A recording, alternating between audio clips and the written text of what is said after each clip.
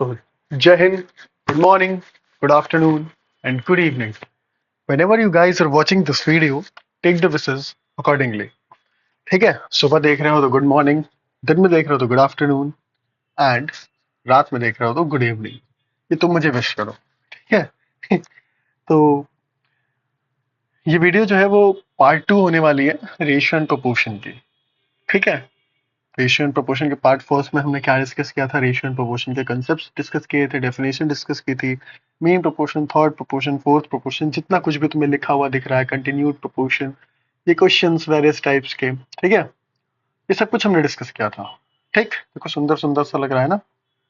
हाँ, ये कुछ important concept, very important concept, जिसमें से ये componendo and dividendo very important. ये कंपोनेंडो एंड डिविडेंडो का कॉम्बिनेशन वाला concept very important. Ratio and proportion का मतलब ही सिर्फ कंपोनेंडो और डिविडेंडो है क्लास 10th आईसीएसई में. ठीक है? क्वेश्चन नंबर 3 यहां तक हमने डिस्कस किया था. ठीक है? अच्छा, क्वेश्चन नंबर 4 भी डिस्कस किया था.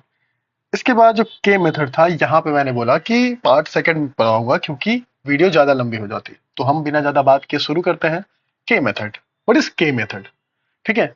ये मतलब मैं सीधा क्वेश्चन से समझाता हूँ. के मेथड का मतलब है कि बस एज्यूम करना है किसी रेशियो को के बराबर. कैसे क्वेश्चन में यूज होंगे ये मैं तुम्हें अभी सिखाता हूँ. ठीक है? पढ़ो एक बार क्वेश्चन क्या लिखा है. If a by b equals to c by d, so that what? a plus b upon c plus d equals to under root में a square plus b square upon under root में c square plus d square. तो दे क्या रखा है? दे ये रखा है कि अरे यार, एक तो भाई पसीना इतना ज्यादा हो रहा है ना, मुझे स्वेटिंग, कि ये गड़बड़ हो जा रहा है. एक सेकंड ना, पेन टैब ही नहीं काम कर रहा है. ठीक है, देखो, क्या मैं इसको ऐसे लिख सकता हूँ? a by B equals to C by D. कोई दिक्कत नहीं.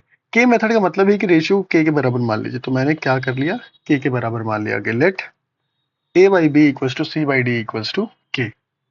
तो ध्यान से देखो, अगर तो a by B equals to भी के है और c by D equals to भी के है. तो ये जो a by B equals to K है, यहां से क्या मैं a की वैल्यू b के बोल सकता हूं? बोलो हाँ भैया, बोल सकता हूँ b के. और c बाई, और क्या, c by D equals to K से मैं c की वैल्यू d के बोल सकता हूँ. बोलो हाँ भैया. ठीक है, तो अब क्या करें? अब देखिए क्या करेंगे हम. अब हम LHS में वैल्यू पुट कर देते हैं. LHS क्या है हमारा? a plus B upon C plus D है. a plus B upon C plus D है. तो a की वैल्यू कितनी निकाली है हमने? a की वैल्यू क्या हमने b के निकाली है? बोलिए हाँ. अब b की वैल्यू कुछ नहीं निकाली तो b को b ही रहने दो. c की वैल्यू क्या निकाली है? d के प्लस d. क्या ऊपर से b कॉमन आएगा? अंदर क्या बचेगा? k plus 1. क्या नीचे से d कॉमन आएगा? अंदर क्या बचेगा? k plus 1. क्या k प्लस 1 से k प्लस 1 गुजर जाएगा तो क्या बचेगा? b by D. कोई दिक्कत? बोलो नहीं भैया. ठीक है, अब RHS को पकड़ लेते हैं. आ जाओ. LHS का तो हमने काम तमाम कर दिया. RHS क्या है? पकड़ो RHS को. RHS है अंडर रूट में a square plus B square upon under root में c square plus D square. ठीक है, इसका बहुत ज्यादा लंबा हो गया, कम कर देता हूं. ठीक, तो क्या करें हम? कुछ नहीं, ए और सी की वैल्यू हमें पता है तो वही पुट करेंगे. तो ए की वैल्यू कितनी है? ए की वैल्यू है बी के. ए स्क्वायर है ना, तो बी के का भी स्क्वायर, बी के का भी square plus B square upon में अंडर रूट में सी का स्क्वायर है, मतलब सी की वैल्यू डी के है तो डी के का square plus D square equals to क्या हो जाएगा ये? क्या इसको मैं ऐसे लिख सकता हूँ? B square K square plus B square और अपॉन में D square K square plus D square. कोई दिक्कत नहीं. तो तुम्हें पता है कि अंडर रूट में अगर कोई बी स्क्वायर है अगर, तो ये क्या आता है बाहर? पता है? सिर्फ बी आता है. ओके, तो क्या बी स्क्वायर को हम बाहर निकाल सकते हैं? बी स्क्वायर को हम बाहर निकालेंगे तो क्या बचेगा अंदर? क्या बी बचेगा? बी स्क्वायर यहां से भी बाहर आ गया और यहां से भी बाहर आ गया, तो के स्क्वायर प्लस 1 बचेगा। और नीचे से अगर डी स्क्वायर का हम डी बाहर निकाल लिए तो क्या बचेगा, के स्क्वायर प्लस 1 बचेगा। के स्क्वायर प्लस 1 के स्क्वायर प्लस 1 गुजर जाएगा, क्या बचा सिर्फ बी बाई डी। अब देखो एलएचएस भी बी बाई डी आया और आरएचएस भी बी बाई डी आया, तो LHS equals to RHS, hence proved. Any doubt दोस्तों? नहीं। तो आगे चलें। समझ में आया क्या मेथड? कुछ नहीं करना है, सिंपली बस अज्यूम करना है के बराबर रेशियोज को। ठीक है, आ जाओ ये देखो, ये एक और नया कंसेप्ट है, b plus C minus A equals upon Y plus Z minus X. ये जो भी लिखा है, अगर ये तीनों बराबर हैं आपस में, then each ratio is equal to a by X equals to b by Y equals to c by X, c by Z. ये हमें प्रूव करना है। ठीक है, ये हमें प्रूव करना है। तो ईच रेशियो पे जहां बात आए ना, जब भी ऐसा समझो, एक चीज मैं लिखता हूँ वो याद रखना कि कौन सा कलर यूज करूँ, कुछ बताओ। चलो ये करते हैं कि जब भी when 3 or more ratios are equal, क्या बोला मैंने, याद रखना, when 3 or more ratios are equal। ये तो मैं नया कंसेप्ट बता रहा हूँ, मैं ध्यान से देखना, ठीक है, बिल्कुल लास्ट तक। और यही लास्ट क्वेश्चन है, ठीक है। when 3 or more ratios are equal, then क्या होता है पता है, each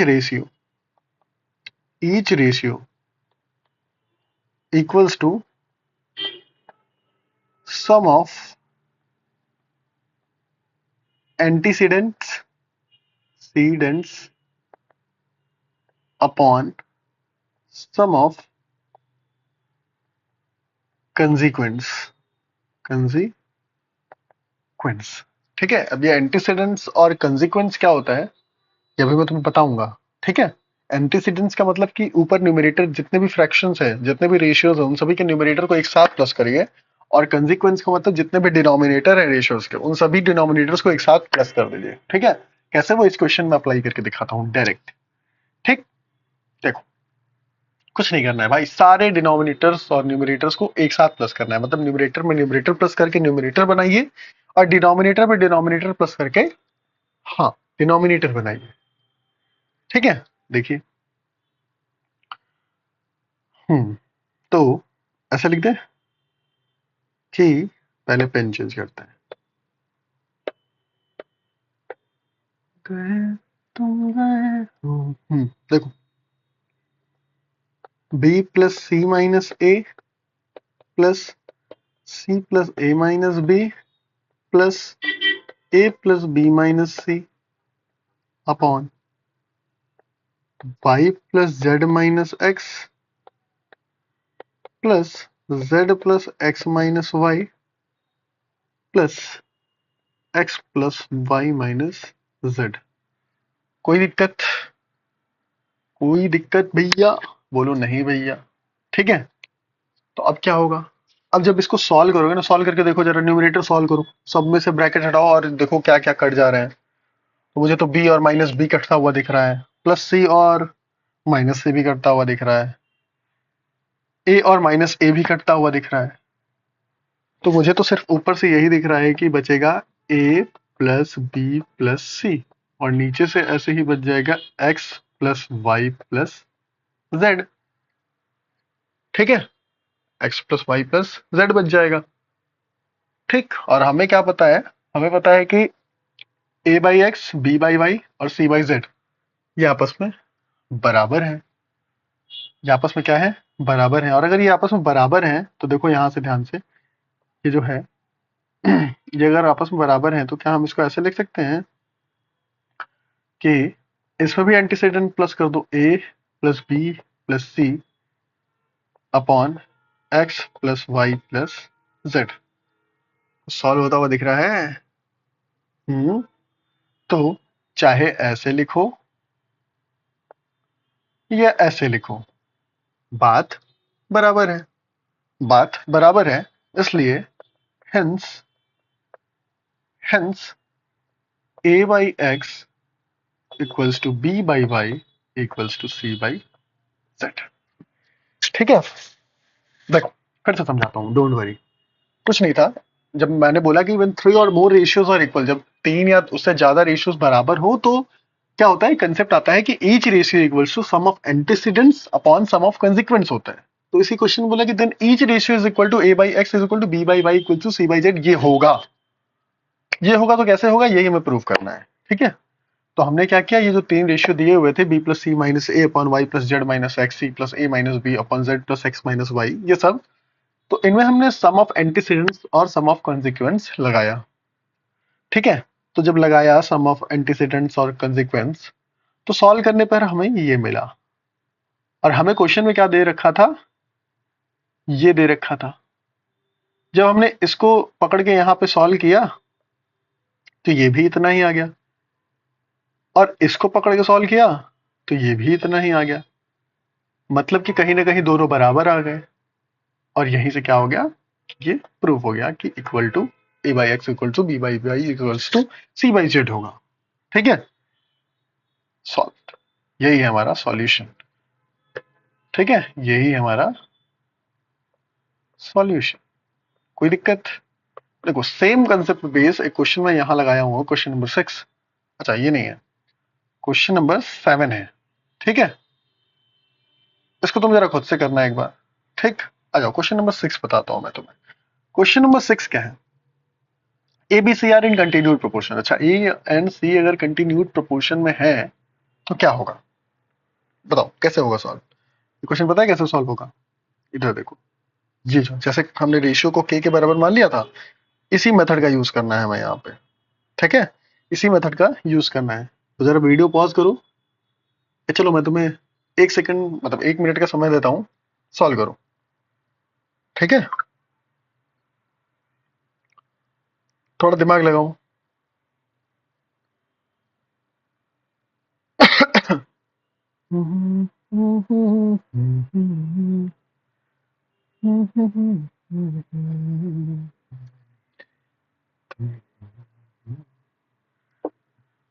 चलो देखो मैं ही करता हूँ। ठीक है, क्या करो, A B C continued proportion में है ना, तो कंटिन्यूड प्रोपोर्शन में है तो भाई घबराना क्यों है। ऐसे लिखो कि ए बाई बी बराबर के और बी बाई सी बराबर भी के। तो क्या यहाँ से ए की वैल्यू बी के आएगी, और यहाँ से क्या बी की वैल्यू सी के आएगी, है। तो अगर इस बी की वैल्यू को हम यहाँ पुट कर दें ए में, तो ए की वैल्यू बी की जगह सी के पुट कर रहे हैं तो सी के इंटू के हो जाएगा, तो ए की वैल्यू सी के स्क्वायर हो जाएगा। तो ए की वैल्यू सी के स्क्वायर और बी की वैल्यू सी के। कोई दिक्कत नहीं, तो ए और बी की वैल्यू मिल गई तो कुछ नहीं करना है, एलएचएस और आरएचएस में पुट कर देना है। ठीक, आओ करके दिखाते हैं। पहले तो हम इसको छोटा सा बच्चा बना देते हैं।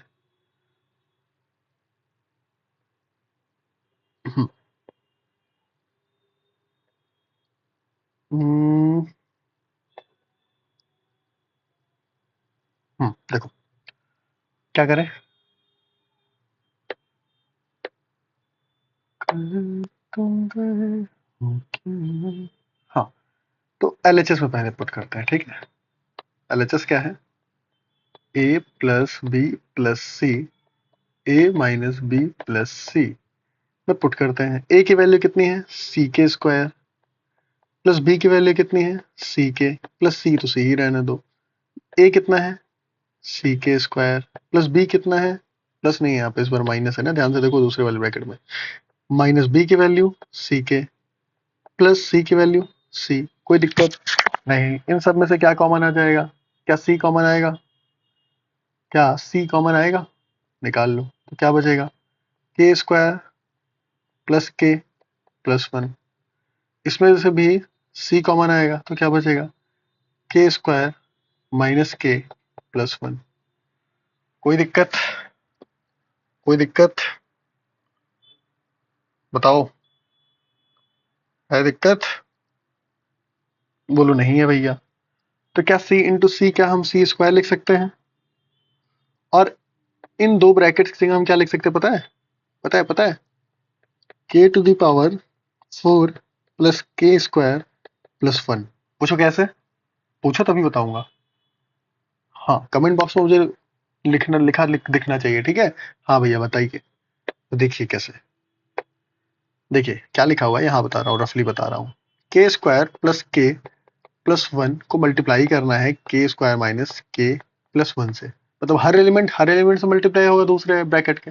तो के स्क्वायर से मल्टीप्लाई होगा तो के टू द पावर फोर, के स्क्वायर माइनस के से मल्टीप्लाई होगा तो माइनस के क्यूब, के स्क्वायर प्लस वन से मल्टीप्लाई होगा तो प्लस के स्क्वायर, ठीक है। वैसे ही प्लस के क्यूब माइनस के स्क्वायर प्लस के प्लस के स्क्वायर माइनस के प्लस वन। इसी को जब सॉल्व करोगे तो what you will get, you will see कि क्यू थ्री के क्यूब से के क्यूब कट गया, और क्या के स्क्वायर से के स्क्वायर कट गया, ठीक है।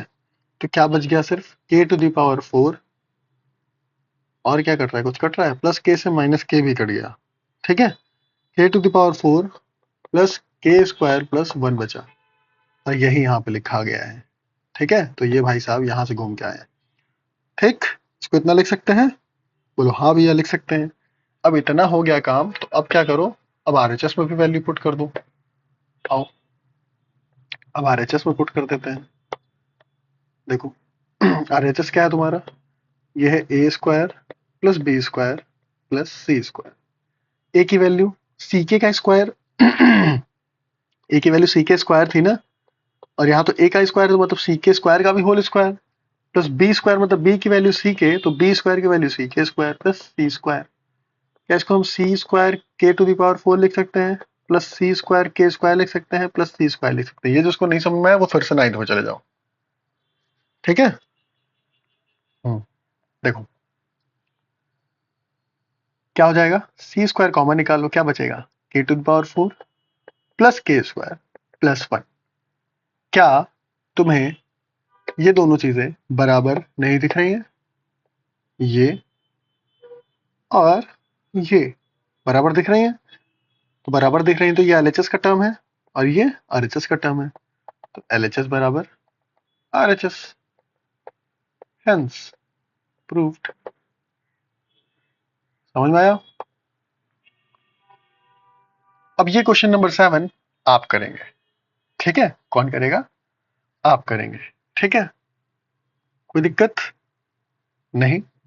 तो हमने पार्ट फर्स्ट और पार्ट सेकंड मिलाकर रेशियो एंड प्रोपोर्शन का हर टाइप का क्वेश्चन कर लिया, ठीक है।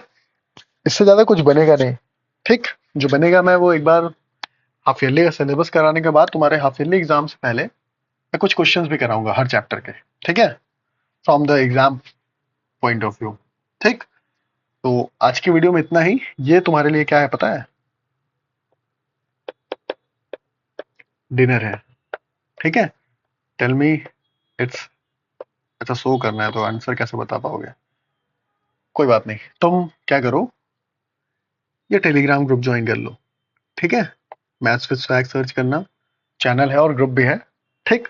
और मैं डिस्क्रिप्शन में लिंक भी डाल दूंगा, ज्वाइन कर लेना ग्रुप। उस पर तुम सॉल्व करके इसकी फोटो भेजना, ठीक है। Question number 7 ratio proportion part second का, ठीक है। तो आज के वीडियो में इतना ही, ओके। तो रेशियो प्रोपोर्शन पूरी तरह से खत्म हो गया, हर एक कंसेप्ट हर एक क्वेश्चन टाइप के क्वेश्चन हमने कर लिए। मिलते हैं नेक्स्ट वीडियो में, देखते हैं वो किस चैप्टर पे होगा। तब तक के लिए खुश रहो, मस्त रहो, सीखते रहो, और एग्जाम की चिंता मत करो, ठीक है, स्पेशली मैथ्स के, क्योंकि यहाँ तुम्हें सारे कंटेंट मिलने वाले हैं, ठीक है। तो take care, good bye, Tata.